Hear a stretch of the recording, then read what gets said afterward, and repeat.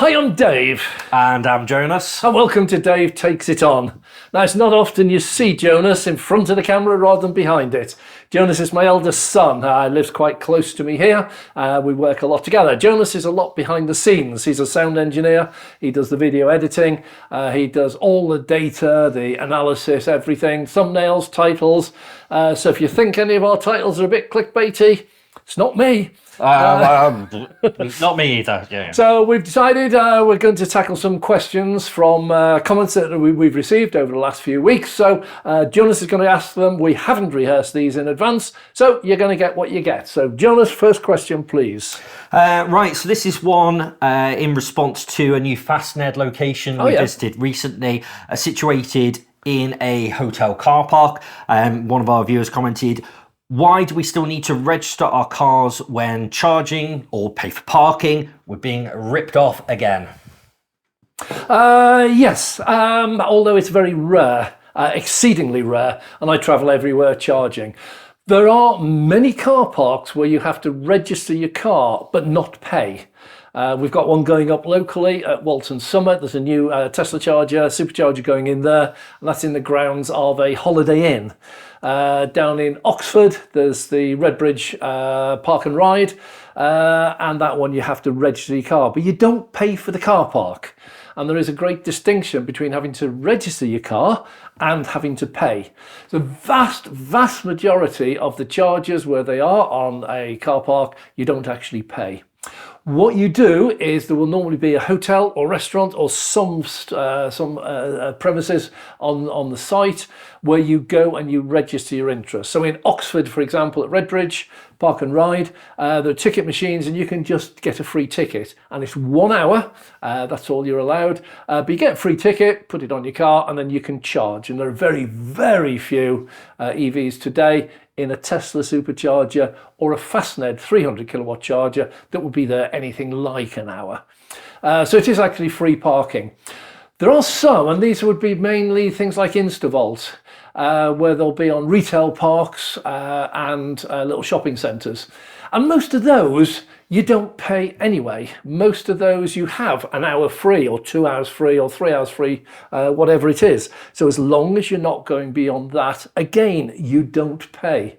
I have to say, the only one I've ever found where I've had to pay, and that was at a fast charger in Kendal. We went up to the lakes and it was Fuse FWSE. It was a charger, great chargers, but we had to pay for the car park. Now I did read afterwards that if you're charging there, you don't have to have a ticket, but that wasn't clear at the time. And I actually paid for the charger, for the parking, and we were parking there while we had lunch.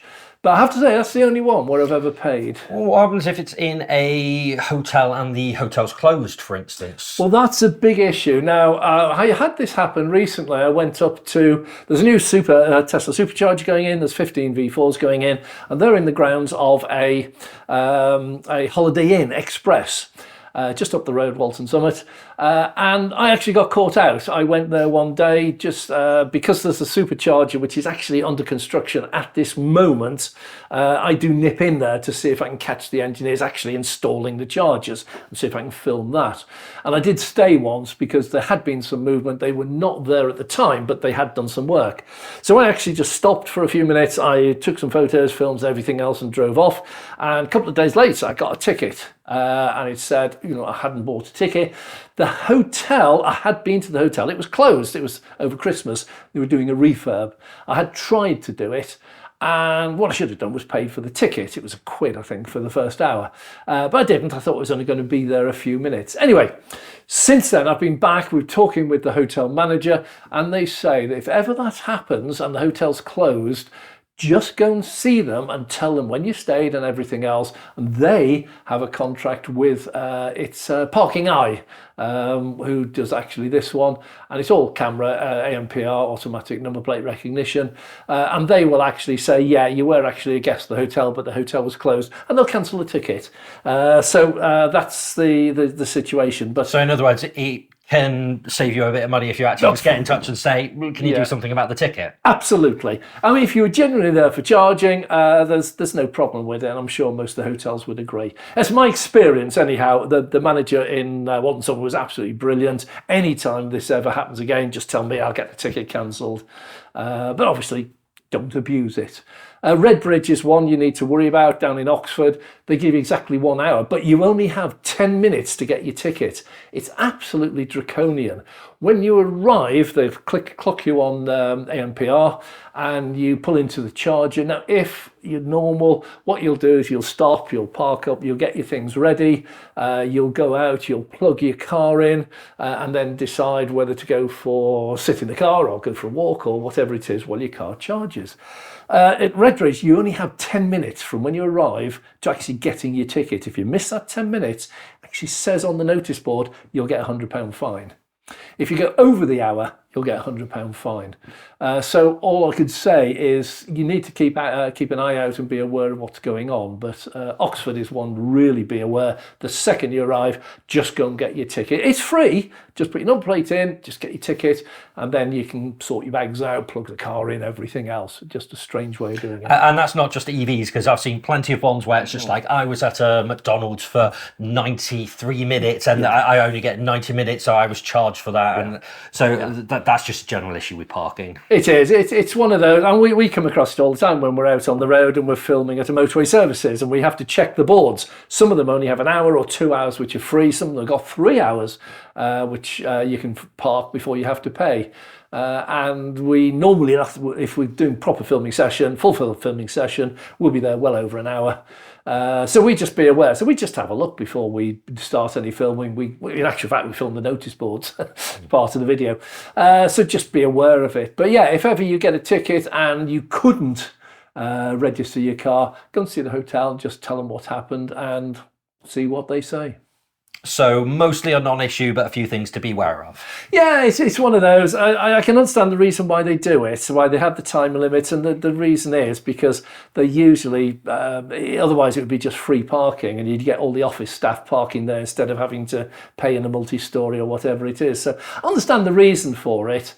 But yeah, where you have a specific one, we were at the Fastned site in Haydock and that hotel was closed. I since found out, I don't know if I told you, the hotel's permanently closed. Oh, right. No, it's actually a one of these asylum host hostels now. Oh, okay, yeah. And they don't let you in. It turns out that had we knocked on the door and rung the bell a bit longer, the manager would have come out and he'd have let us register the car. I didn't know that at the time. Right, okay. And there were no signs saying this is no longer a hotel. It just said temporarily closed. So it's one of those to be wary of if you're going to one that you're not familiar with, but if it's a regular one that you're wanting to charge at, you'll figure it out quite quickly. It's not much of an issue. Can be occasions, yeah. Okay, no problem. It'd be good, Dave, to get your take on any new partnerships and potential consolidation of legacy car makers, for instance, Nissan and Honda. How do you see the landscape changing over the next couple of years as they try and combat the Chinese EV cars coming in? It could result in good quality, affordable EVs, but could also end up a dog's breakfast. I would take this in two ways. I don't think this is anything to do with China whatsoever. What I believe is that an awful lot of the legacy auto, the Fiats of the world, the Peugeots, the Fords, the Vauxhalls, General Motors, Jeep, Ram, all of those, they're having a really, really, really rough time at the moment. They believed they could produce EVs that the regular loyal customers would just buy at any price. And so they priced them out the market and they'd just come an absolute cropper. So they've all of them lost a significant amount of money.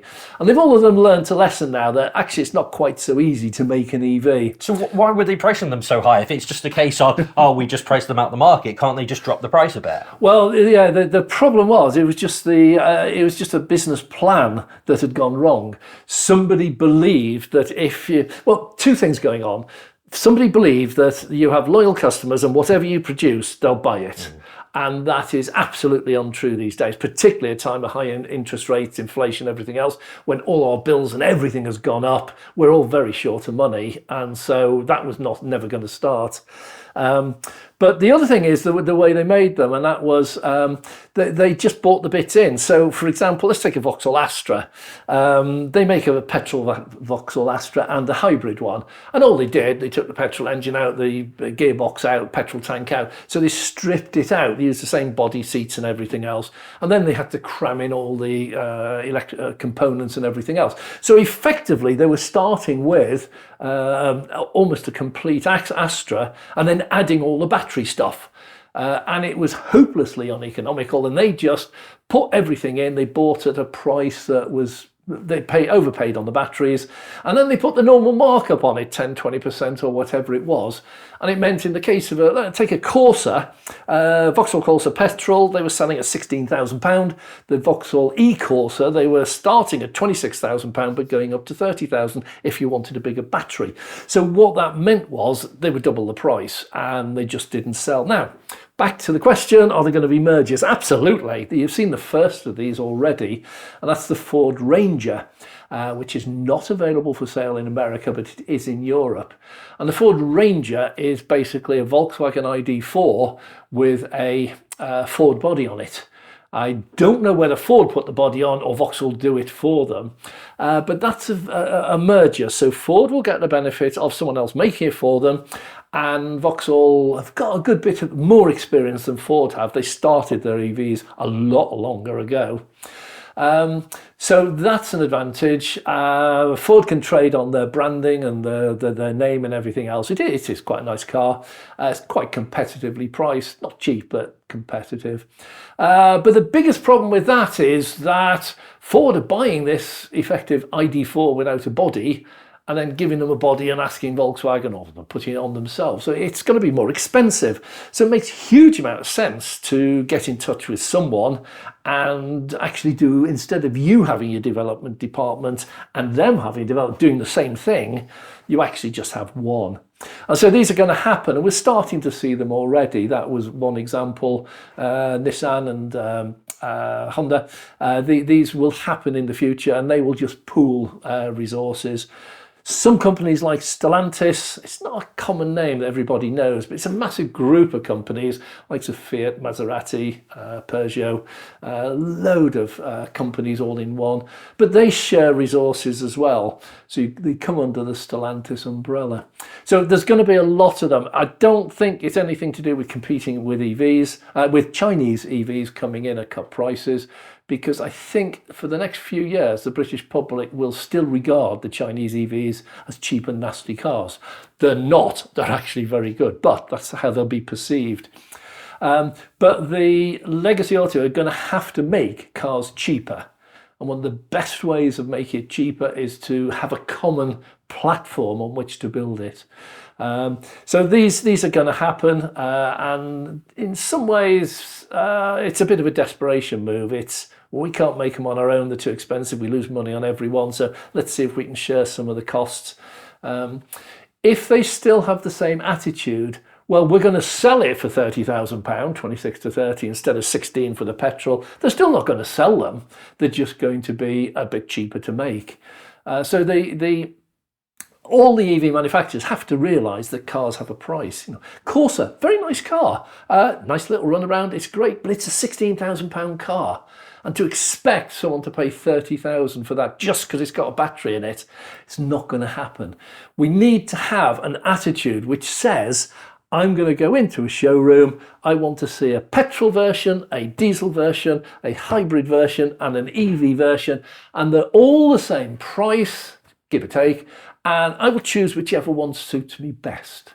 And when we get to that stage, then the legacy auto will start selling cars, EVs. At the moment, they don't. Is that realistic though? Because obviously with an EV, you've got big battery, that's usually an expensive component, versus an ICE car where the engines are quite cheap and they just put in a big empty fuel tank and you put in the fuel yourself. Is it realistic to expect EVs to be the same price as an ICE car? Yeah. Oh, so very simply. Take Tesla, for example, BYD. People say Tesla are dear. Tesla Model 3 is £40,000. It's not a cheap car. However, if you look at a comparable car, which would be a BMW 5 Series or 3 Series, or if you look at, a Mercedes EQA class, they are the GLA, sorry, they are comparable cars in terms of size, quality, performance, everything else, and they're comparable in price. If people are expecting to be able to buy a Model 3 for the price of a Vauxhall Corsa, you're not going to do it. You're never going to do it. It's never going to happen. But within the brackets, the EVs are becoming very competitive. And the first of those, believe it or not, was, I saw one the other day, was a Peugeot 208. And I was doing some research for used cars. And when I went on the used car site, Auto Trader, there are others, when I went on Auto Trader, they're selling off the E208s. Peugeot, the same as everyone else, tried to get them up in the £30,000-40,000 range, just nobody bought them. So they're now selling off. And actual figures, the petrol version is now £20,000, the hybrid version is £20,000, and you can now buy a brand new, last year's model, but unregistered, unused on the road, direct from the dealer, E208 for £19,000. So we actually have price parity in some areas. We still have idiots coming out. Fiat is one of them. They think they can release the Fiat 500, very successful car, really nice, 15,000 quid petrol, and the E500 is 26,000. They're never going to do it. So some are taking longer to learn their lessons than the others. Oh no, they have a belief that the loyal customers will come back to them one day. But they also have a second subplot, which is the secret one, and that is they actually don't want the EVs to succeed. What they want is for their ICE business to carry on untouched. They do not want their customers switching away from their ICE cars, which are profitable, to their EVs, which aren't. They want a brand new clientele coming in, buying their EVs, while the old customers just carry on buying their ICE. And what they found, surprise, surprise, is that some of the existing loyal customers actually went and bought an EV, just not one of theirs. So EV drivers are not just looking to go to the same brands, they're willing to look at the market and pick an option that's actually... There's no brand loyalty. They played on this. They think there's a brand loyalty, that you'll buy the blue badge for Ford or whatever. Not at all. In times of high interest rates, inflation, high prices everywhere, where everyone's cutting back, there's no loyalty. You'll buy whatever's good value and you'll switch brands at the drop of a hat. Right, so this was in response to the Dummy's Guide to EV Charging, quite an old video of ours, but we still get comments on this. Question was, can you explain to a non-EV owner what happens when you turn up and there is a queue to charge? What's the protocol? How should people behave? Because I can see this leading to arguments at peak time. It's a good question, and there's going to be two answers to this. The first answer is don't go when there's a queue. I have been driving for 4 years, and I can literally count on the fingers of one hand how many times I've actually queued. It is literally just a couple. I tend to charge out of hours because with Tesla it's cheaper anyhow, but I hate queuing. I also hate charging. So what I tend to do is when I'm doing something else, like having a meal or visiting someone, I'll try and charge while that's going on. However, as a younger person that works perhaps in more fixed hours, that's not always an option for... So coming back to the actual question, what's the protocol? There isn't. We occasionally go out and we do film queues, and we go specifically to try and find queues to see what goes on. And I have to say, I hope you'll agree with me, that it's very orderly. It's not like a petrol station where you have a line, or McDonald's queue, you have a line, and when it's your turn, you just give your order or fill up with fuel. Because most of the EV chargers are on big car parks or in motorway service stations, and you don't queue in a line. So if I take Rugby, for example, Rugby has a row of about 40 or 50 chargers, and opposite there are empty parking bays, part of the motorway services car park.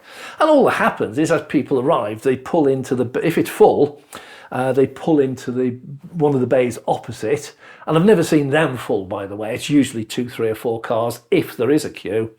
And when they arrive, I talk to them and they just say, yeah, we just look who's here already. We count, there's a blue car, red car, green car, I'm next in the row. And people who come in afterwards, generally speaking, just actually fall into place, and they say, oh, there's a green car, blue car, red car, no, there's a white one.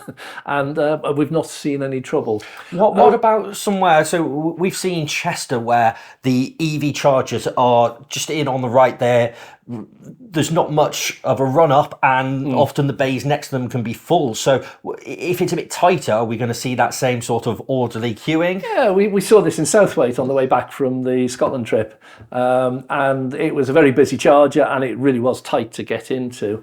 The answer is, I don't know, but I know, for example, that Tesla, on one of the, not this bank holiday, but last bank holiday, they actually put attendants there, and they helped guide it. And when we went to Burton Wood, we were filming there, and that was chock-a-block, and it so happened the Tesla didn't arrange it, but there was a service engineer who arrived, and there were cars everywhere. And he took it upon himself. He wouldn't charge his car until he sorted it out. And he just went to the drivers and knocked on the window and said, excuse me, can I ask, what state of charge are you at? How much do you actually need? Do you need to go up to 100% or 80%? Or can we just get you out of here quickly and you charge up later in the week? And an awful lot of the drivers, when we were filming there, they seemed to be going, yeah, okay, we don't actually need to be charging up to 100% now, so let's go. And it was very orderly, and he would then go and tell cars and he'd pull them through. And when the queue, we went and had a coffee, we came back, queue had gone, there were a couple of empty bays, and he was in one of them charging. So it's not as big an issue as you think, but it's not as orderly as a McDonald's queue. So it's just something that EV drivers will quickly get used to figuring out how to queue. I'm hoping EV drivers get used to the idea that don't go when it's busy, go when it's quiet, and don't ever queue, which I can honestly say, hand on heart, I have not queued once this year. Now, we have been out and filmed in film queues, but we've never had to charge and queue. And also with most people charging at home, if you're doing a road trip out, it's often for holiday or time away, where there's a bit more flexibility to choose when am I going to go and queue. And also, just talking about holidays, if you go to motorway services on a bank holiday weekend, there'll be queues for the petrol at 30 pence a litre dearer than anywhere else in the country. So it's not unique to EVs to come across queuing. So this was a comment in response to petrol stations on the brink. Was your remark that OPEC is a cartel a deliberate pun? I'd like to claim it was, and I do them from time to time. I often talk about charging for charging a car. How much does BP Pulse charge you to charge your... Yeah. Some of them are accidental, some of them deliberate. I like to try them where I can. No worries. So we've got a comment here. This was in response to our March update on EV charging prices. We had a comment asking, what do you think of Blink? My local Blink is a rubbish fast charger. It's time for Broxburn to get rapid chargers installed instead. First comment, if it's rubbish, don't use it. Sorry, it's just a flippant comment. There are hundreds and hundreds and hundreds of very small fast chargers around there. So many, I can't even list them all, let alone go and try them. Because I've never plugged into a Blink, I can't give any comment on it. If you're not happy with it and it's run by your local council, get in touch with your council, complain to them. They must have a complaints procedure. But there are a plethora of them, and unfortunately the councils seem to be jumping in on a bandwagon, and they see that local charging, fast chargers, is actually a potential revenue source. If you go to places like Manchester, you find the fast chargers, these are 7 and 11 kilowatt chargers, are priced up at 70 or 80 pence. So Andy Burnham, that is ridiculous. You need to have a look at this sort of thing. Maybe we need a situation where the councils will look on charging, EV charging for their council taxpayers and residents. They look on it as the same as providing with, say, a library. They're not out to rip you off, they're out to provide a service. And when they get that attitude, we might get much better charging. But Blink, I can't comment on it. Well, thanks very much for watching. Some lively questions there. Thoroughly enjoyed it. And if you've got questions, leave them in the comments below and we'll cover as many as we can. It is difficult. We get a huge number of comments on every video we release, and we do release videos every day. But if you have a specific question, besides just leaving it in the comments below, you can always contact us through the email address. That's davetakesiton@gmail.com. Or if you do become a Patreon member, and details of that are linked down below, then we have far less Patreon members than subscribers, so we're able to give a much more personalised response and offer an awful lot more in return for that support. So if you would like a more personal approach and contact, then please have a look at the Patreon page. And thank you very much for watching. I'm Dave. And I'm Jonas.